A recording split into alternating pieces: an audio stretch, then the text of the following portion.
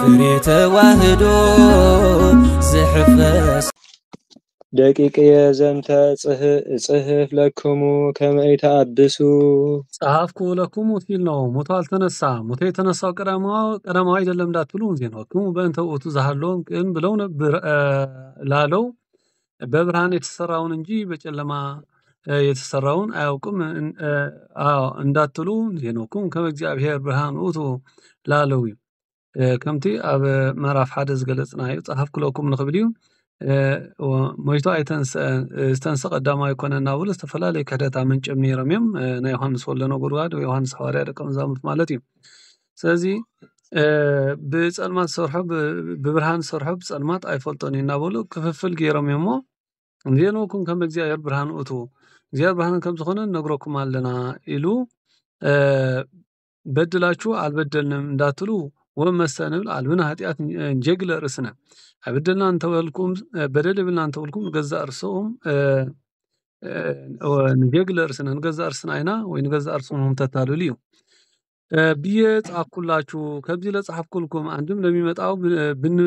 ብንመለስስ ኃጢአታችንን ማን ያስተስሪልና እንዳትሉ ወንተ ተመለስናስ ኃጢአትና ዘሐድገና ምን ይሁን ከይትብሉን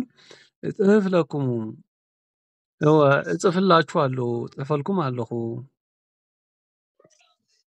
ወመኒ ቦ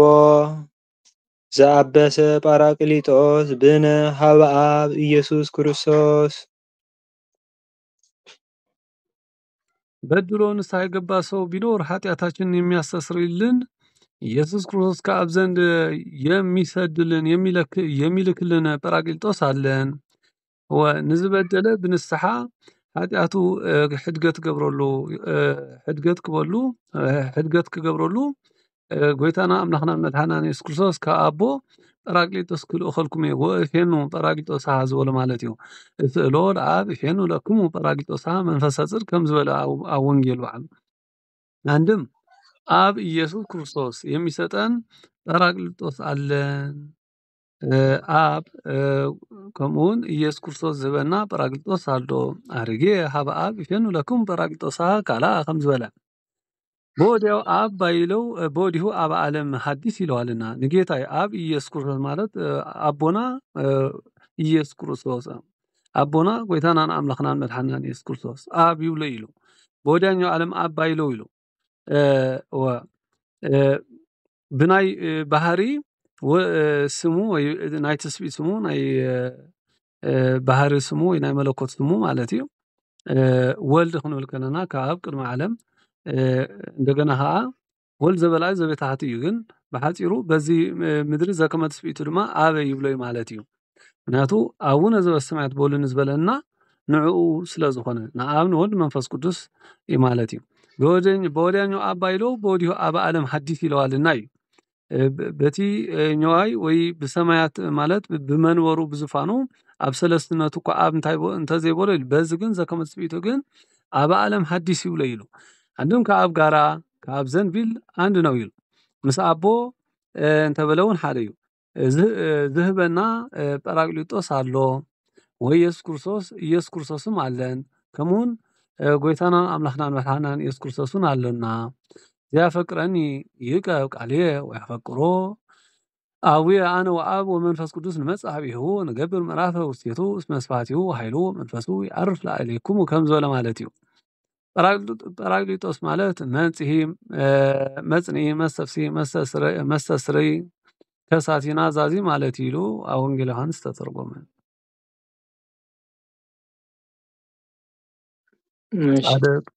አደጎቱ ይህድግ ለነ ኃጣውኢነ ኃጢአታችንን ያስተስርልን ዘንድ ቸር የባህሪ አምላክ ነው ኃጢአትና ከስተስረልና ኃጢአትና ከሰረልና ይቅረብለልና ማለት ምስተስራይ ወገን ሳልሳይ አካል ስለዘምስል በአምሐርኛ ይህን ማህዳ አስተምሂሩ ካምን ሚሂሩ መባል ቀጥታ አደራራጊ ብሳለሳይ እጂ ተቃደሰ እንደይሉ አብሳልሳ አካሊ ቀደሰ ተይሉን ቀጥታ እዩ ስለዚህ እዚ ምስተስራይ ወምስተስራይ ኃጢአት ኮለን ኮሎ ህድገት ምውሃብ ማለት እሞ ከምዚ ሳልሳይ አካል ወገን ከይመስል ቀጥታ ነው እጂ ይስራኤልና ኃጣውኢና ኮለን ኮሎ ማለት በደልና ኃጢአትና ክሓድገልና ወያስተስርይልን ዘንድ ክብል ከሎ ኣምሓርኛ ሳልሳይ ወገን ስለ ዘምስል ነቲ በአምሓርኛ ቀጥታ በቲ ቋንቋ ልሙድ ስለ ዝኾነ ግን ኃጢአታችንን ይቅር ይለን ዘንድ ኢሎምን መብዛሕትኡ ግዜ ብኸምኡ ተኣሪሙ ዝንበብ ዝትርጎም ማለት እዩ ይቅር ይለን ዘንድ ሕድገት ሓዳጊ በቀል ስለ ዝኾነ ማለት እዩ ስለዚ ንሱ ኃጢአትና ሕድገት ንምሃብ ኃጢአትና ሕድገት ክገብረልና እሱ ናይ ኣምላኽ እዩ ዋኮ በእንቲአነ ባሕቲቱ ማስተስረዩም የእኛም ብቻ ኃጢአት አይደለም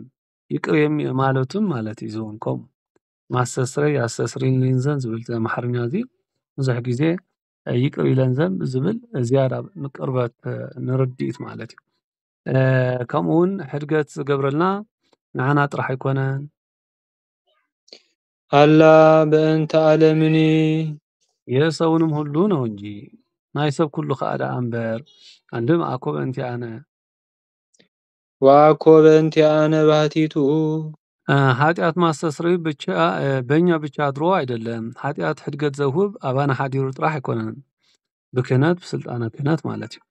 እንግዲህም ወዲህ እስከ ምጽአት ድረስ በሚነሱ መምህራን አድሮ ያስተስረያል እንጂ ክሳብ ዕለተ ምጽአት ኣብ ዝትንስኡ መምህራን ማለት ካህናት ነው ልዩ ብኡ ተኣትዩ ብናይ ክህነት ተኣትዩ እቲ መምህርና እውን ዝኸይድ ማለት እዩ ኩሉ ግዜ ይፍቲ ኢሉ እቲ ዝምህር ክህነት ብዘለዎ ስልጣን ይፍቲ ኢሉ ክወፅእ ከም ዝግባእ እዚ ርዱእ ነገር እዩ ሽዎ እንተዚ ወበእንተዝ ነአምር ከመ አእመርናሁ ለእመ አቀብነ ትእዛዞ አቀብነ ከይጠበቀ ሕጉን ብንጠብቅ እንደወደድነው ሕጉ እንተሓሊና ከም ዝፈተናዮ በዚህ ይፍለጥ በዚህ እናውቃለን ወይ በዚህ እንፈልጥ እሺ ወዘሰ ይብል አእምሮ አእምሮ እግዚአብሔርን ወደዋለሁ የሚል ሰው ቢኖር እግዚአብሔር የፍቅር ዝብል ሰብ እንተሎ ወይ ያዕቅብ ትእዛዙን ግን የማይጠብቅ ሕጉ ግን ዘይሕሉ ትእዛዙ ዘይከብር እንተኮይኑ ሐሳዊ ውእቱ ሐሰተኛ ነው ንሱ ሐሳዊ እዩ ዋልቦ ጻድቀ እግዚአብሔር በሃቤሁ ዋልቦ ጽድቀ እግዚአብሔር በእርሱ ዘንድ እውነት የለም ጽድቀ እግዚአብሔር ወሐቂ አው የላን እዩ አንድም ፍቅረ እግዚአብሔር አላደረበትም ፍቅረ እግዚአብሔር ሓደሮን ወዘሰ ያዕቅብ ቃሎ ሕጉን ቢጠብቅ ግን ናይ እግዚአብሔር ቃል ሕጉ ዝሕሉ ግን አማን ፍቅረ እግዚአብሔር ፍጹም ላዕሌሁ በእውነት ፍጹም ፍቅረ እግዚአብሔር አድሮበታልና ብሓቂ ፍጹም ዝኾነ ፍቅረ እግዚአብሔር ሓዲርዎ እዩ ወበዝንቱ ነአምር ከመ ቦቱ ሃለውነ በዚህም እሱን በመውደድ በዚህ ድማ ንእግዚአብሔር ብምፍቃር አንድም ጌትነቱን በማመን ጎይትነቱም አምላኽነቱ ብምማን ከም እንነብር ወመፍትው ይሁር በከመ ሆረ ዝግቱ ወዘሰ ይብል ቦቱ ሃለውኩ እርሱን በመውደድ እሱን በማመን ጸንቼ እኖራለሁ የሚል ሰው ቢኖር እዩ ንዑ ብምፍቃር ንዑ ብምማን ጸንዐ ክነብር ወይ ነብር ኣለኹ ዝብል መፍትው ይሁር በከመ ሆረ ዝግቱ እርሱ እንደኖረ ሊኖር እሱ እንደሄደ ይሄድ ይገባዋል ከምቲ ጎይታ ዝኸዶ ከምቲ ጎይታ ዝነበሮ ክነብር ይግባእ አዊነ አኮ ትእዛዘ ሐዲሰ ዘእጽሕፍ ለክሙ ወንድሞቻችን እንግዳ ትእዛዝን የምጽፍላችሁ አይደለም ወጋሻ ዝኾነ ሐዲስ ትእዛዝ ዝጽፈልኩም አይኮነን አላ ትእዛዝ ብሊተ እንተ ብክሙ ትካት በጥንተ ስብከት የሰማችኋትን የኖረች ሕግን ነው እንጂ በጥንተ ስብከት ጎይታ መዋዕለ ስብከቱ ዝሃበና ዳእምበር አንድም ትእዛዝ ሐዲስ የምጽፍላችሁ እንግዳ ትእዛዝ አይደለችም እዘ ትእዛዝ ጽፈልኩም ዘለኹ ሓዳሽ ትእዛዝ አይኮነትን አላ ትእዛዝ ብሊት በጥንተ ስብከት የሰማችኋት ሕግ ናት እንጂ ኣብ ጥንተ ስብከት ዝሰማዕኹማ እሳ ዳእምበር እስመ ትእዛዝ ብሉይ ውእቱ ዝንቱ ቃል ዘሰማዕክሙ ይህም የሰማችሁት ቃል የኖረ ሕግ ነው እና እዩ ዝሰማዕኹማ ሕጊ ዝፀንሐ ሓድሽ ዘይኮነ ብጥንተ ስብከት ጌታ በመዋዕለ ስብከት ዝመሃረ እዩ ናብቲ ይሁር ናብ ዝበሎ እሞቦ ዘይትለኣከኒ ለይትልወኒ እስመ ሃብሃለኩ ኣነ ህየ ይህሉ ዘይትለኣከኒ ዝበሎ ቃል እግዚአብሔር ጠቀሰ። የሰማችሁትን ነው እንጂ ወአኮ በእንቲአነ ባህቲቱ ናብ ዝበሎ ማለት እዩ። ካባይ ካብ ገዛ እርሰይ ዘይኮነስ ብጥንተ ስብከት ሰማዕኹም ኣኮ በእንተ እሉ ባህቲቶም ዘእስእለከ ኣላ በእንተሂ ለይኣምኑ ብየ በቃሎሙ ክብል ዝሰማዕኹሞ ንሱ የዳ ዝነግረኩም ዘለኹም በር ለማዕቀብነ ትእዛዞ ናብ ዝበሎ እዩ ወመሰ ታፈቅሩኒ ቀቡ ትእዛዝየ ዘያፈቅረኒ ይቅብ ቃልየ ንክብል ክብል ጎይታ ከምዚ ኢሉ ክምህር ዝሰማዕኹሞ ንሱ ይዳ እምበር ዘፍቅረንስ ቃልየን ሕገይን ይሓልዎ ወኩም ትእዛዝ ሓዲስ እውን ኣሎ እዩ ከመ ትፋቀሩ ወይናቲኩም ሓደትኩም ተፋቀሩ ዝብል ትእዛዝ ወኩም ኣለኹ ወካዕበ ትእዛዘ ሐዲሰ እጽሕፍ ለክሙ ወካዕበ ዳግመኛ እንግዳ ትእዛዝን እዩ ከምኡውን ዳግማይ ትእዛዝ ወካዕበ ዳግማይ ትእዛዝ አንድም እንግዳ ትእዛዝ አድርጌ ጽፍላችኋለሁ ከም ሐዲስ ትእዛዝ ገይረ ጽፈልኩም ኣለሁ ከዘኻኽረኩም እንበል ወውእቱ እሙን ብክሙ ይኸውም በእናንተ ጸንቶ ይኖር አባኸም ጸን እምበር ወአንትሙኒ ቦቱ እናንተም በእርሱ ጸንታችሁ ኑሩ ስኻትኩምን አው ጸኒዕኹም ንበሩ እስመ ሀለፈ ጽልመት ድንቁርና ድም ኦሪት አልፋለችና ድንቁርና ከምኡውን ኦሪት ሓሊፋ እሞ ስኻትኩም ብኡ ጸኒዕኹም ንበሩ ወብርሃን ዘበአማን ወዳ አስተርአየ እውቀት ወንጌል ፈጽሞ ተሰጥቷል ወብርሃን ዘበአማን ወዳ አስተርአየ ፍልጠት ከምኡውን ወንጌል ብፍጹም ተገሊጻ ወዘሰ ይብል ውስተ ብርሃን ሃለኩ ወቦቱ ላሎ በብርሃን ማለት በእውቀት በወንጌል እኖራለሁ የሚል ሰው ቢኖር ማለት እዩ ኣብ ብርሃን ማለት በወንጌል መላለስ በወንጌል ጸኒዐ የነብር ዝብል ሰብ እንተሎ ወይ ጸልእ ቢጾ ወንድሙን የሚጠላ ነገር ግን ንብጻዩን ሓዉ ዝጸልእ እንተሎ ሐሳዊ ውእቱ ሐሰተኛ ነው ንሱ ሐሳዊው ዘከመት ማለት ሰብ ከምዃኑ መጠን ንብጻዩ ከምኡውን በሃይማኖት ነው ብዝመስሎ ሰብ ለሁሉ በሃይማኖት ምስኡ ዝመስሎ ሰውን ይጻላ እንተራ ኮይኑ ከመይ ላሉ ንጌታ ያፍቅር ንእግዚአብሔር ፍቅር ዝብል ማለት እዚ ብግላእ ኣነባብራይ ከሃይማኖትን ዝመጽእ ግጭታት ወጻኢ ማለት እዩ እሺ ሰብ ናብ ፍቅሪ ክስሕብ ናብ ፍቅሪ ክተግህ ናብ ፍቅሪ ክቃረብ ክብል ከሎ ንእግዚአብሔር ብዘማእኸለ ማለት እቲ ነገር ሃይማኖት እቲ መንፈሳዊ ኣስተምህሮ ብዝቐደመ ናይ ቤተ ክርስቲያንን ናይ ሃይማኖት ኪደትን ብዝሓለወ እምበር ነቲ ኣቦታትካ ዘቆምዎ ደረት ብምፍራስ ነቲ ክንደይ ዓጽሚ ሰማዕታት ዝተኸስከሶ ደም ሰማዕታት ዝፈሰሶ ብራናታት ብምሕላፍን ነቲ ቅዱስ ዝኾነ ቃል እግዚአብሔር ብምፍራስን ንወንጌል ጢሒስካን ኣይኮነን ብወንጌል እዩ ዝብሎ ወንጌል ብምፍጻም ዝኾነ እቲ ዶግማት ሃይማኖት ስርዓት ቤተክርስትያንን ብምምላእ ፍቅሪ ክመልእ ዘለዎ ከም ግሊ ግን ሰብ ንሰብ ክበኣስን ክጻላኣን ኣይግባእን ወውስተ ጽልመት ሃሎ እስከ ይእዜ ገና እስከ ዛሬ በጨለማ ይኖራል አለ በድንቁርና በኦሪት ይኖራል እቲ ኣብ ጽልእን ንብጻዩ ኣብ ጽልእን ምስ ብጻዩ ብቕርሕንቲ ዝነብር ገና ንሱ ኣብ ኦሪት ኣብ ጸልማት ኣብ ድንቁርና እዩ ዝነብር በለ ወዘሰ ያፈቅር ቢጾ ውስተ ብርሃን ይነብር ወንድሙን የሚወድ ግን በእውቀት በወንጌል ይኖራል እቲ ንብጻዩ ዘፍቅር ዝፈቱ ግን ንሱ ኣብ ሓቂ ኣብ ወንጌል ይነብር ወአልቦ ዕቅብ ዝሃቤሁ ልቃስ መጽኤኩም ኣብ ስራሕ ዲኹም ኢልኩም ወሺ ዋልቦ ቅፍት በሃቢሁ ምግባር ልስራ ትሩፋት ላብዛ ቢል መሰናክል የለበትም እዩ እቲ ዋልቦ ቅፍት በሃቢሁ ወዘሰ ያፈቅር ቢጾ ውስተ ብርሃን ይነብር እቲ ንብጻይ ዘፍቅር ውስተ ብርሃን ኣብ ወንጌል ኣብ ፍልጠት እዩ ዝነብር ዋልቦ ቅፍት በሃቢሁ ምግባር ትሩፋት ኣብዚያ ክሰርሕ ብምባል ዘሰናኽሎ ነገር ይብሉን ማለት ምግባር ትሩፋት ንክሰርሕ ዘሰናኽሎ መሰናኽል ይልቦን እቅፍቲ ዝኾነካ ኩሉ ግዜ እቲ ሸይጣናዊ ባህሪ ሰይጣናዊ ስነ ምግባርን ከምኡውን ክሕደት ምንፍቅናን ሒዙ ኣብ ሃይማኖት ክሕባእ ዝፍትን ሰብ እብኒ ማዕቀፍ መሰናኸሊ እብኒ እዩ ዝኸውን በቃ እብኒ እቅፍቲ እዩ ዝኸውን ኩሉ ግዜ ፅድቂ ከይሰርሕ ፅድቂ ከይትሓስብ ከምቲ ልክዕ ንሰለስቱ ምእት ተኣኪቦም ንኣርዮስ ንኸውግዙ ኣርዮሳውያን በብዝኸድዎ በብዓዱ በብጎደብኡ ነቶም ሊቃውንቲ ዘሸግሮም ነበሩ ነቶም ጳጳሳት ነቶም ካህናት ሊቃውንቲ ኩሎም ዘሸግሮም ዝነበሩ ኣርዮሳዊ ልቢ ዝሓዘ ይሁዳዊ ልቢ ዝሓዘ ኩሉ ግዜ በዚ ምስታ ቤተክርስትያን እንዳተፀግዐ ከምቲ ኤሳው መን ያዕቆብ እሾኾና ኤሳው ዝብሎ ብምሓዝ ዝመለሶ እሞ እሱ ናቱ ምስጢር ኣሎ ግን በቃ እግሩ እግርኻ እናተኸተለ ነቲ ፅድቂ ንኸይትሰርሕ እናተሰናኸለ ምኻድ እዚ ናይ መናፍቃን ናይ ክሓቲ ባህሪ ማለት እዩ ወላ ነቲ ቅዱሳት መፅሓፍቲ ንኸይፀሓፍ ንኸቃፅሉ ናብ ምእመናን ንኸይሓልፍ ንኽብትኑ እዚ በቃ ሰይጣን ዝሓደሮም ስለዝኾኑ ኩሉ ግዜ እቲ ሃይማኖት ብክንደይ መከራ ናብ ዝወለዶ ናብ ዝተውልድ ዝበፂሓ ዘላ ማለት እዩ ሕጂ ቴክኖሎጂ ተራቂቑ እቲ መፅሓፍቲ እውን ብዲጂታል እናኾነ ከይዱ ሚድያታት ዩቱብ ዶ ወላ ናይ ርሕቐት ዲጂታል ኩሉ እዚ ሕጂ እውን ንኸዶ ዘለና ናይ ኦንላይን ትምህርትታት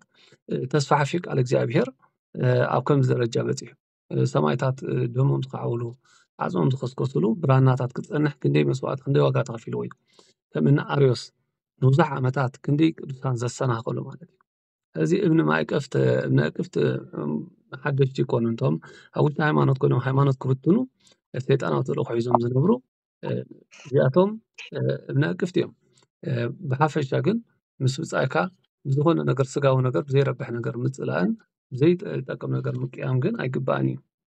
እሺ ወዘሰ ይጸልብ ይጾ ሰጽልመት ይሃወር ወንዱ ምን የሚጠላ ግን ድንቁርና በኦሪት ይኖራል ንሓው ጸልግ ግን እሱ ኣብ ኦሪት ኣብ ድንቁርና ይነብር ወያምር ሀበ ይሃውር ከም ሰብነቱ ምጽላእ ማለት ምጽአይካ ምጽላእ ማለት ንእግዚአብሔር ምጽላእ እዩ ስለዚ ዝኾነ ካብቲ ዝበልናዮ ናይ ምንፍቅናን ክሕደትን ወጻኢ ከምኡ ድማ ሕማቃት ናይ ኣጋንንቲ ባህርያት ዝሙት ስርቂ እዚኣቶም ክኾኑ ከለውን ደጋጊምካ ክእረምን ክግሰጽን ይግባእ እምበር ድሪብካ ይትድርበን ኢኻ ብኣካላትካ ሓንቲ እንተቆሲላስ ናበይ ትድርብያ እዩ እሺ ወያምር ሀበ ይሃውር የሚሰራውን ስራ አያውቁም ስራ አይፈልጦም እስመ ጽልመት አውሮ አይንቲሁ ድንቁርና እንዳያውቅ አድርጎታልና ድንቁርና ዘይ መፍላጥ ከም ዘይፈልጥ ገይሩ ወይ ድንቁርና ከም ዘይፈልጥ ገይሩ ወይ ዘይ መምሃር ወይ ዘይ ምርዳእ ብዙሕ ዋጋ ይኸፍል እዩ አንድም ወዘሰ ያፈቅር ቢጾ ወዘሰ ያፈቅር ቢጾ ውስተ ብርሃን ይነብር ወንድሙን የሚወድ በመንግሥተ ሰማይ ይኖራል ንብጻዊ ዘፍቅር ሰብ ኣብ መንግሥተ ሰማይ ይነብር ወአልቦ እቅፍት በሃቤሁ እቅፍተ ነፍስ የለበትም እቅፍተ ነፍስ የብሉን ወዘሰ ይጸልእ ቢጾ ውስተ ጽልመት ይሐውር ወንድሙን የሚጠላ ግን በገሃነም ይኖራል ንብጻዩ ዝጸልእ ግን እሱ ኣብ ገሃነም ይነብር ወያምር ሀበ ይሐውር የሚሄድበትንም አያውቅም ዝኸደውን አይፈልጥም እስመ ጽልመት አውሮ አይንቲሁ ጨለማ እንዳይ አድርጎታልና ድንቁርና ኢሉ ነበረሞ ጸልማት ከም ዘይርኢ ገይሩ ወይሞ ኢንርእዮሙ ለእሙንቱ ኢይርእዩነ እስመ ጽልመት ሃሎም ኣይክእለነ ወይ ይሓድገነ ንትረኣይ በበይናቲነ ወይ መስለነ ከመ ዘባህቲትነ ሃሎነ ዘብዙ ጉባኤ ሃሎ ምስለነ ይብል ወንጌለ ሉቃስ እጽሕፍ ለክሙ ደቂቅየ እጽሕፍ ለኩም ደቂቅየ ልጆቼ እጽፍላችኋለሁ ገና እጽሕፈልኩም ኣለኹ እስመ ተሃድገ ለክሙ ኃጢአትክሙ በእንተ ስሙ በስሙ ስላመናችሁ በስሙ ስለተጠራችሁ ስሙ ስላስተማራችሁ ኃጢአታችሁ ተሰርዮላችኋልና ስሙ ስለዛመንኩም ስሙ ስለተጠመንኩም ብስምኩም ብስሙን ስለዝመሃርኩም ስሙ ስለዛመንኩም ኃጢአትኩም ተሓዲግልኩም እዩ በለ ተሰርዮላችኋል ብዬ እንደ ተሰርዮላችሁ ሳጠይቅ ሕድገት ኃጢአት ከም ዝተገብረልኩም ንኸረድእ ጽሕፍ ለክሙ አበው ኣቦታተይ ጽሕፈልኩም ኣለኹ እስመ አእመርክምዎ ለቀዳማዊ እንተ የተነሳ ቀዳማዊ እንደሆነ አውቃችኋልና ምይቱ ተሰ ቀዳማሁን ዝኾነ ፈሊጥኩም ኣለኹም አንድም አውቃችሁታል ብዬ እንዳወቃችሁት ሳጠይቅ ከም ዝፈለጥኩሞ ንኸረዳእኩም ጽሕፍ ለክሙ እጽሕፍ ለክሙ ወራዙት መናእሰያት ወራዙት እጽሕፈልኩም ኣለኹ። እስመ ሞአክምዎ ለእኩይ እኩይ ፈቃደ ስጋን ፈቃደ ስጋ ማለት አርእስተ ኃጣው ኣብ ገላትያ ዝተዘርዘሩ ካብ ዝሙት ጀሚሩ ማለት እዩ። አንድም እኩይ ፈቃደ ሰይጣንን ድል ነስታችሁታልና። እኩይ ፈቃደ ሰይጣን ማለት ናይ ሰይጣን ድሌት ትምኒት ሴርኩም ኢኹም እሞ ጽሕፍ ለኩም እያ። አንድም ድል ነስታችሁታል ብዬ ድል እንደነሳችሁ ሳጠይቅ ኢሉ ከም ዝተዓወትኩም ከም ዝተዓርኩም ከም ዘሸነፍኩም ከም ዝተዓወትኩም ንኽገልጽ ንኸረድእ ጽሕፍ ለኩም ጸሐፍኩ ደቂቅየ هو ጸሐፍኩ ለኩም ደቂቅየ ጽሕፍ ለኩም ደቂቅየ እንደገና እንትሉኝ እንደሆነ ከዚህም ቀደም ጻፍኩላችሁ ካልኣይ ጊዜ ድዩ ትብሉ እንተደኣ ኮንኩም ወኸምቲ ኣቐዲመ ዝነገርኩኹም እዩ። እስመ አእመርክምዎ ለአብ አብን አውቃችሁታልና አውቃችሁታል ብዬ እንዳወቃችሁት ንኣቦ ፈሊጥኩሞ ኢኹሞ ከም ዝፈለጥኩሞ ኸረድእ ጸሐፍኩ ጸሐፍኩ ለክሙ አበው እስመ አእመርክምዎ ለቀዳማዊ ቀዳማዊ አብን አውቃችሁታልና ቀዳማዊ አቦ ፈሊጥኩሞ ኢኹም እሞ እጽሕፍ ለክሙ ጸሐፍኩ እጽሕፍ ድዩ እጽሕፍ ጸሐፍኩ ለኩም ጸሐፍኩ ለክሙ ወራዙት እስመ ጽኑዓን አንትሙ ድል ነስታችኋልና ወራዙት ፈቃደ ስቃን ኢሉ ኣብ ላዕለኹም ዝበሎ ማለት እዩ። ጽሕፍ ለኩም ወራዙት እስመ ሞኢክምዎ ለእኩይ ከም ዝበሎ ይሁን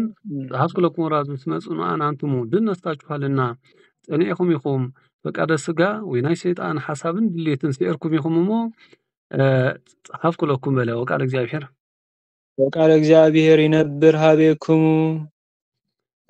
ቃል እግዚአብሔር ወንጌልም በእናንተ ጸንቶ ይኖራል። ቃል እግዚአብሔር አባኹም ጸኒዑ እነብራለሁ ወመአክምዎ ለእኩይ እኩይ ፈቃደ ስጋን እኩይ ፈቃደ ሰይጣንን ድል ነስታችኋልና ፈቃደ ስጋ ዝበሎ ናይ ስጋ ድሌት ትምኒት ስጋ እዩ። ከምኡ ድማ ፈቃደ ሰይጣን ዝበሎ ኸ ከምቲ 10 ቃላት ጎይታና እግዚአብሔር 10 ቃላት ኦሪት ፈጽሙ ዝበለና ሰይጣን ከዓ በአንጻሩ ንዓቶም አንጻር ማለት እዩ። ጌታ ኣይትዘሙ ክብል ከሎ ሰይጣን ዘሙ ይብል ማለት ገንዘብ ጻይካ ኣይትፍተኽ ክብል ከሎ ገንዘብ ጻይካ ፍተ ይብል ማለት በአንጻር ለዚ ፍቃድ ድሌት ሓሳብ ናይ ሰይጣን ሲኤርኩም ይኽበል አንድም አካላዊ ቃል በእናንተ አድሮ ይኖራልና ይነብርና ብዝበለ እዩ። አካላዊ ቃል አባኹም ሓዲሩ ክነብር እዩ። እሊ ሁሉ በአንድ ሀገር ይኖራሉና እሊም ሁሉ አንድ ሰው ይረግጣችኋልና ንጹሐን ናቸውና ሕፃናት አላቸው ይሉ ሓደ ቦታ ስለ ዝነብሩ ከምኡውን ሓደ ሰብ ስለ ዝመልኮም ከምኡ ንጹሕ ስለ ዝኾኑ ሕፃናት በሎም እዩ።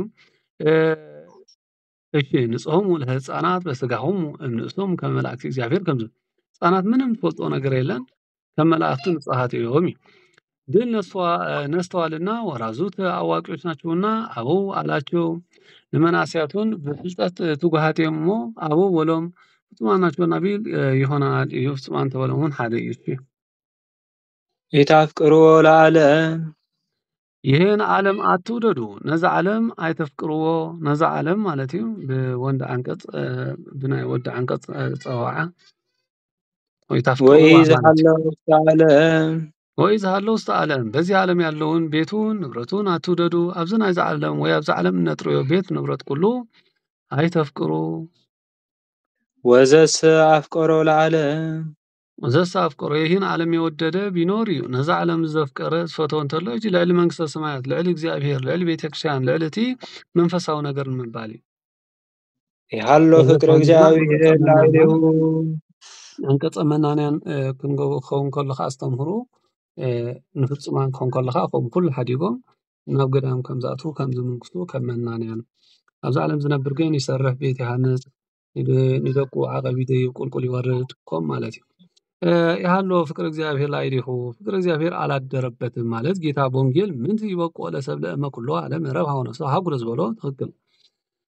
እንታይ በለ ፍቅሪ እግዚአብሔር ሓድሮን ማለት ከምቲ ጎይታ ወንጌል ምንቲ ይበቁኦ ለሰብ ለእመ ኩሎ ዓለም ረብሃ ወነፍሶ ሃጉረ ሰብሲ ናይዚ ዓለም ዝኩሉ ነገር ረኺቡ ነፍሱን ተጥፈስ እንታይ ጥቕሚ እንታይ በቂኤት ኣለዎ ከም ዝበለ ኣብ ወንጌል በዓል ጌታ አንድም ይታፍቅርዎ ኢታፍቅርዎ ለዓለም ከተማን አትውደዱ በለ ከተማ አይትፍተው ወኢዝሃለው ውስተ ዓለም በከተማ ውስጥ ያለውን ሹሞች ሽልማት አትውደዱ ኣብ ከተማ ዘሎ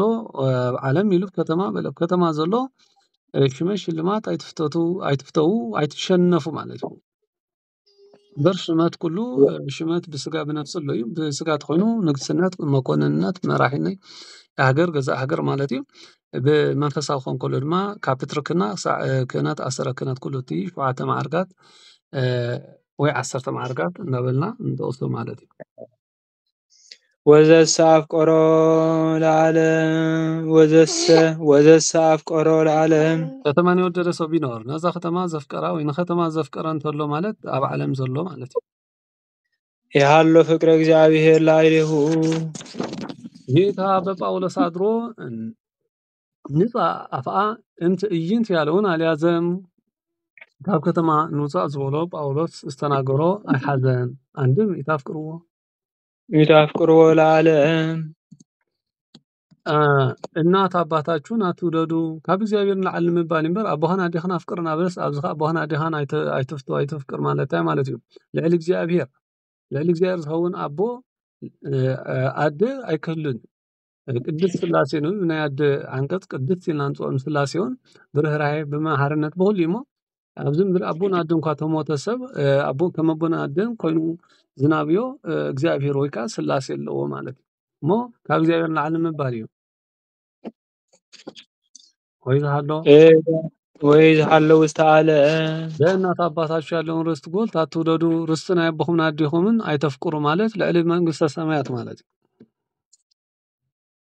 ወዘሰ አፍቆሮ ለዓለም እናት አባቱን የወደደ ነቡን አዲን ዘፍቀረ ዝፈተው ማለት ልዕሊ እግዚአብሔር ይሃሎ ፍቅረ እግዚአብሔር ላዕሌሁ ጌታ በወንጌል ዘሐደገ አባሁ እሞ ቤቶ ውልዶ እጅግ ይጸመደኒ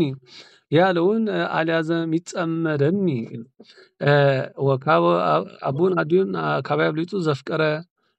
ከምኡን ቤት ርስቲ ጉልቲ ሓዋ ሓቲ ኩሉ ምሳይ ንዓይ ክሰዕበኒ ኣይከኣለን እዩ ዝበሎ ማለት እዩ እሺ አንድም ኢታፍቅርዎ ለዓለም ስጋችሁን አትውደዱ ስጋኩም ልዕሊ ነፍሲ ጌርኩም ኣይተፍቅሩ ኣይትፍተው ማለት እምበር ስጉ ፀልእ ሰብ የለን ወኢዝሃለው ውስተ ዓለም በስጋችሁ ያለውን መብል መጠጥ አትውደዱ አለ ኣብ ስጋዊ መብልዕ መስተ ኣይተፍቅሩ በለ እሺ ከሳ እናወፈረው ጠቆረ እናቅላው አትበሉ ማለት ዓቢረ ክገጅፍ ከምኡን ፋሕሼ ዓቢረ እንታይ እናቅል ማለት ወይ ጸሊመ ክቀይሕ ማለት ዓቢረ ፋሕሼ ክጽብቕ ኣይትበሉ ማለት እዚ ሜክኣፕ ካልእ መጣበቂ ዝበሃል ማለት እዩ ሎም እኳ እተን ደቂ ኣንስትዮ እንተኸድካ ክንደይ ሕሩጭ ክንደይ ስታይ እንዳተደፍደፋ በለጠች ነበረት ኣማረች ኮይና ትመጽእ ኣብቲ መርዓታ ትኾን ከሎ ሰብ ከይዲ በቃ ናብቲ ናይ ምዕራባውያን ዛዚ ወዘሰ አፍቆሮ ለዓለም እንት በዓል ቤታ ድሓኒቶ ዘይጋግያ ማለት እዩ ትመርዓዊ ስጋውን የወደደ ስጋው ዘፍቀረ ዝፈተው በለ ልዕሊ ነፍሲ ነው ብል ይሃሎ ፍቅረ እግዚአብሔር ላዕሌሁ ጌታ በጳውሎስ አድሮስ ምህልናሁ ለነፍስትነ ጸሩ ለእግዚአብሔር ከም ዝበለ ወይ ዝበሎ ንዑ ኣይሓዘን ስጋኻ ምዕባይ ስጋኻ ምቾት ልዕሊ መጠን ተበዚሕዎ አንጻር ነፍሲ ወይ ድማ አንጻር እግዚአብሔር ከም ዝኸውን ነዚ ዘይመሓዝ እዩ ወይ ከዓ ነዚ ዘይምስትውዓል እዩ ወዘሰ የትፍርህዎሙ ለእለ ይቀትሉ ስጋክሙ የትፍርህዎሙ ለእለ ይቀትሉ ስጋክሙ የሚል አሉ ይወዚ የምስ ተርጓሚ እዩ አንድም ኢታፍቅርዎ ለዓለም ወርቅ ብሩር አትውደዱ ወርቂ ብሩር እንቁ ጨርቂ ክቡር ናይ ዝም ዓለም ነገር ኣይትፍተው ማለት ልዕልቲ እግዚአብሔር ዝበና መንፈሳዊ ጌጥ መንፈሳዊ መልክዕ ትሕትና ፍቅሪ ስኒ ሰላም ልዕሊ እዚ ጌርካ ወርቂ ጨርቂ ብሩር ዳይመንድ ምፍቃር ትርጉም የብሉን ሰዓት ሞቲኻ ንሱ ከዓ ንዋይ ንብረት እዩ ወኢዝሃለው ውስተ ዓለም በውስጡ ያለውን ስራ በውስጡ ያለውን ስራይ ማብላት መርዝ ማጠጣትን አትውደዱ። በውስጡ ያለውን ኣብ ውሽጢ ዘሎ ማለት ስራይ መርዚ ምስታይ ንሰብ ብኸምኡ ሕማቕ ነገር ስራሕ ብምስራሕ ኣይትፍተው። ወዘሰ አፍቀሮ ለዓለም ወርቅ ብር የወደደ ወርቅን ብሩርን ጨርቅን ወርቅን ብሩር በቃ ዝኸበረ ናይ ዝዓለም ዝፈተወ ልዕሊ እግዚአብሔር መንፈሳዊ ልዕልትና እግዚአብሔር ጌጥ መልክዕ ሽልማት ገይሩ ዝሃበና መንፈሳዊ ስነ ምግባር ማለት ልዕሊ ገይሩ ናይ ዝዓለም ዝፈተው ዘፍቅር እዚ እኮ ከምቲ ቅዱስ ጴጥሮስ እንታይ ነተን ደቂ ኣንስትዮ ተሰርገዋ ክብል ከሎ እንታይ በዚ ናይ ምድራዊ ነገር ዘይኮነስ በቲ ንሰብኣይ ባህ ዘብሎ ትሑት ዝኾነ ትሑት መንፈስ ኢሉ ዝመክር ማለት እዩ ንደቂ ኣንስትዮ ኣብ ቅድሚ ደቂ ተባዕትዮ ፅባቐ ክንስ በቲ ስጋዊ ጥራሕ ዘይኮነስ መንፈሳዊ ትሑት ልቢ ሕስክን ማለት እዩ ዝበለ ሕጂ ቆም ማለት እቲ መንፈሳዊ ነገር ንዕኡ ልዕልዩ ምድራዊ ነገር ዘይምስራዕ ንምባል ወዘሰ አፍቀሮ ይሃሎ ጌታ በወንጌል ኢታጥሪ ወርቅ ውብሮ ያለውን ያ አልያዘም ኢታጥሪ ወርቅ ውብሮ ዝበሎ ጌታ ይሓዘን እንደ ወለጥ አሃው ሁሉም በበረሃ ይኖራሉ ከም ክልተ በረሃ ይነብሩ ነበሩ እዩ አዚም ካይፋተው ነበሩ አንዱ ለተልእኮ ሲወጣ አንዱ ከቤት የቀረው ዛሬ ወንድሜ ምን አግኝቶት ይሆን ሓደ ናብ ተልእኮ እንተወፂኡ ወይ እንተገብሮ ወይ እንተልእኮ እንተወፂኡ ሓደ ኸዓ ሓዊሎ ምስታይ ኮነ ኺቦ ይኸውን ኢሉ ብኡ ይጭነቕ ነበረ ሓደ እንተወፅኦ ሓደ ከምኡ ስለ ሓደ ይጨናነቑ ክልቲኦም ኣዝዮም ይፋተው ነበሩ እሞ ብድሕርዚ ሰይጣን በመካከል 6 ሙሉ ወርቅ አስገኘ ኢሉ ያ እንደዚያው ይጨነቃል ኢሉ ሰይጣን በመካከል 6 ሙሉ ወርቅ አስገኘ ማለት ምትሃት አመሊ ተራሰናት ከምኡን ናይዚ ምድር ዝነገር ከምኡ ክብር ይኽእል እዩ ሞ 6 ድስት ሙሉ ወርቂ አምጪው አንዱን ወንድሜ ሙቶልኝ ይህን ወርቅ ይዤ ከተማ ገብቼ ብል ከምኡ አምጸሎ ማማኸለሞ ተሓደ ሓዊ ዝሓዊ ዝተዝመውትሞ ነዚ ወርቂ እዚ ነዚ ድስቲ 6 ሙሉ ወርቂ ሒዘ ነከተማ ኣቴ ሓጎስን ብደስታን እንተዝነብረሉ ናበለ ከምነ ጀሚሩ ቅድሚ ፍቅሪ ነይሮም ክልቲኦም ሓደ ከይጠፍእ ባህል ነይሮም 6 ድስት ወርቂ ምስ መጸ ግን ፈተና መጪ ማለት እዩ እቲ ሓደ ኻኹም ሓስብ ጀመረ አንዱም እንደዚያው ያስብ ጀመረ ከመካከል አንዱን ኮሶ ታየው ኢሉ ተሓደ እንታይ ሓሲቡ ኮሶ ዝበሃል እንጨት ኣሎ ኣዝዩ መሪር ሰብ ሞታል ጥራሕ ዘይኮነ ሕማቅ ስታይ ገብረ ክእል እዩ ስለዚ እንታይ ገበረ ወንድሜ ኮሶ ታይቶ ምንድነው ኮሶ ታየው ኢሉ መጀመሪያ እዚ ሕማም ኮሶ ንብለን ኢሕናይ ኮሶ ዝበሃል እንጨት ካለ መሪር ማለት ኮሶ ወንድሜ ኮሶ ታይቶኛልና ደቁሳ አጠጣኝ አለው ሓሚም ኣሎ ከብደይሞ ደቂስካ አርኤኒ እንጂ ነዚ ብመጠን እንተኮይኑ ኣብ ሕማም ዘሎ ከብዲ ከጥፋኣልካ ይኽእል እንተወዚኻ ሰብ ክቅጥል ማለት እዩ ስለዚ ካብ ቀጥቂጥካ ደቂስካ ስተኒ ኢልዎ ማለት እዩ ከምዚ ናይ ሎሚ ሕክምና ምዕባለ ከይመፅእ ከሎ በብ ዝፈለጥዎም በብ ዝረከብዎም ከም ሕብረተሰብ ከም ዓዱ ከም ቦትኡ ሰብ ከምዚ ሽንፋ ጻዕዳ ሽጉርቲ ገለ ዝብላ ኣዴታትና ከከም ኩነታቱ ከዓ ዝተቐስዎም ነገራት ነይሮም ማለት እዩ እቺ ብሎ መርዝ ጨምሮ በጥብጦ ደርሶልሃልና ናጠጣለው ኢሉ በጽሕልካ ኣለሞ ኢሉ ንእሽተ መርዝ ወሲኹ ምስቲ ኮሶ ነቲ ኣብ ከብዱ ዝሓመሞ ቅርጸት ንዑ ከጥፋእ ኢሉ መርዝ ግን ምስ ወሲኹ ወስትዮ ማለት ያም ሰይፉን ኪስል ቆይቷል እሺ ብሎ ሰይፉን በልብሱ ሰውሮ ይዞ መጣ ኢሉ እሱ ኻ ተሓደ ሓሚሜ ዝብል ዘለኻ ኮነ ኢሉ ብተንኮል ካራስ ይሒሉ ወይ ሰይፍ ሲሒሉ ውስጥ ብልብሱ ሓቢኡ መጽ ኢሉ ከዚያ በኋላ ሰውሮ ይዞ መጣ አንስተ ጠጣ አለው አንተ አንስተ ስጠኝ አለው አልዒልካ ስተ ብሎ እሱ ኻ አልዒልካ ምርሃበን ብሎ ከዛ በኋላ አንስቼ ሰጠዋለሁ ሲል በዚያ ሰይፍ አንገቱን ቀልቶ ጣለው ኢሉ አለ ድንን ኢሉ ነቲ መርዚ በጽይጾ ጸንሐ ንዕኡ ክህቦ ኢሉ ድንን ምስ በለ በትሒዞ ጸንሐ ሰይፍ ክሳዱ ወቅዖ ማለት እዩ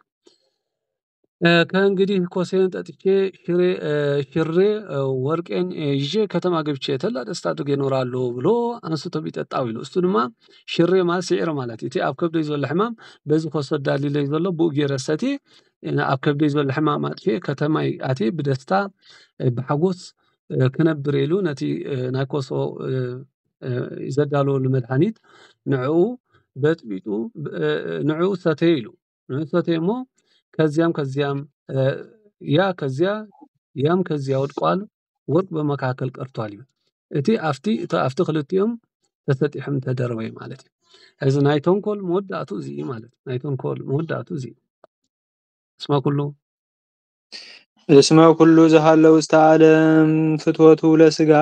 በዚህ ዓለም ያለው ሁሉ የስጋ ፈቃድ ነውና ኣብዚ ዓለም ዘሎ ናይ ስጋ ፈቃድ እዩ። ወፍትወቱ ለዓይን የዓይን አምሮት ነውና ከምኡ እውን ንዓይኒ መግቢ ዝኾነ እዩ ወይ ንዓይኒ ከዓ ደስ ዘብል እዩ።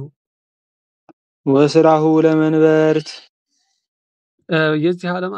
አኗኗር ድካም ነውና ናይዚ ዓለም ናብራ ኩሉ ድካም እዩ። ኢኮነ ዝንቱ እምሃበ አብ ይህ ከአብ የተገኘ አይደለምና እዚ ከአቦ ዝተረኸበ ይኮነን ማለት ከእግዚአብሔር ዘይተረኸበ ነገር ሃልዩ ኮይኑ ይኮነን። አላ እምዓለም ውእቱ እቲ ትእዛዝ ንምባል እዩ። ደኸምኩም ዲኹም የሬ ተቀዲመኩም የዚህ ዓለም አኗኗር ድካም ነውና አለ። ኢኮነ ዝንቱ እምሃበ አብ ከአቦ ዘይኮነ ነገር የልዎን፣ ነገር ግን ከአቦ ዝኾነ ይኮነን ከአቦ ዝተረኸበ ይኮነን ይብላል እሞ ከየጋጭኦና ካብ አቦ ካብ እግዚአብሔር ዘይኮነ ነገር ዶሎ እዩ በለ እሞ እቲ እሱ ዝነገረና ዘፅደቐና ናይ ዘለዓለም ክብሪ ዝኾነና እዩ እሞ ነቲ ትእዛዝ ነቲ ቃል ንኽብል እዩ።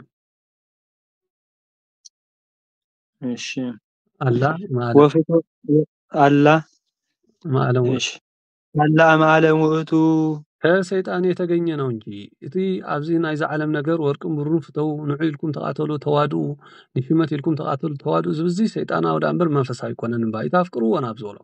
አንድም የስጋ ፈቃድ የአይን አእምሮት በዚህ ዓለም ያለው ሁሉ ከሰይጣን የተገኘ ነው። አዘብለጭልጭን ዘጊፅን ኣብዚ ዓለም ኩሉ መጥፊ እሞ ካብ ሰይጣን ዝተረኸ ይበለ ከእግዚአብሔር የተገኘ አይደለምና ይታፍቅሩ ወላለው ከእግዚአብሔር ዝተረኸበ ይኮነን እሞ እቲ መጋየፂ ኩሉ ሰብ ዝሰርሖ መምስ ጊዜ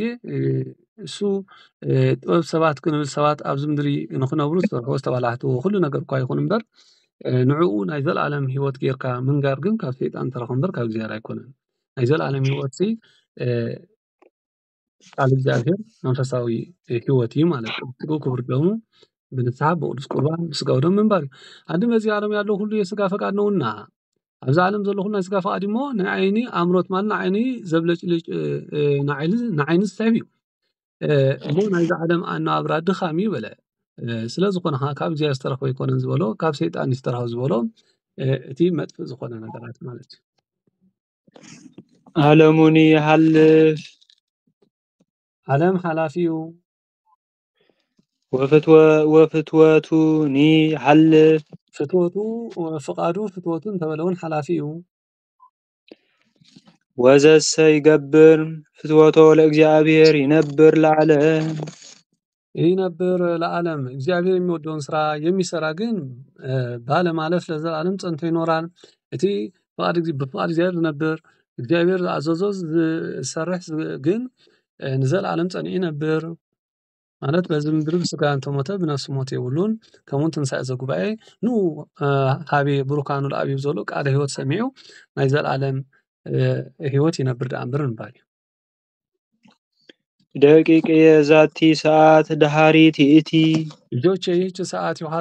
የኋላ ሰዓት ይህች ሰዓት ናትና ደሃሪት ይእዜ ወይ ዛቲ ካ ደሃሪትያን ምባል እዩ እሞ ንሰብ ምጽአት ትንሣኤ ዘጉባኤ እንጽበ ኩላህና እኳ ድሓር እንተሎ ናይ ነፍሲ ወከፍ ምጽአት ማለት ናይ ነፍሲ ወከፍ ሰብ ግን ናብ እግዚአብሔር ዝኸደላ ሰዓት ሞት ዕለተ ሞት ወይ ሞተ ስጋ ዘይተርፍ ሕገ ተፈጥሮለ እሞ ስለዚ እንታይ ክበሩ እንታይ በላ አንድም የዛሬ ሰዓት የኋላ ሰዓት የዛሬ ሰዓት ናትና ሓደ ይቦ ከመ ሰማዕኩሙ ወበከመ ሰማዕኩሙ ከመ ይመጽእ ሐሳዊ መሲሕ ሐሳዊ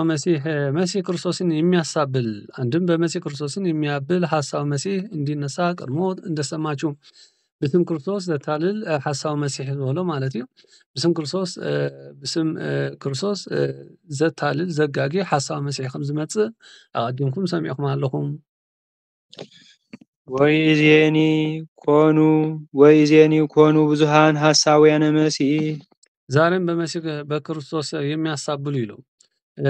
በክርስቶስም ዘጋጊው ዘታሉሉ ብዙሃት መጽየም አለው ወይም መሲ ክርስቶስን የሚያሳብሉ ብዙ ሐሰተኞች መምህራን ተነስተዋል እነሆ ድማ በስም ክርስቶስ ዘታሉሉ ዘጋጊው ብዙሃት መጋገይቲ ተንስዮም አለው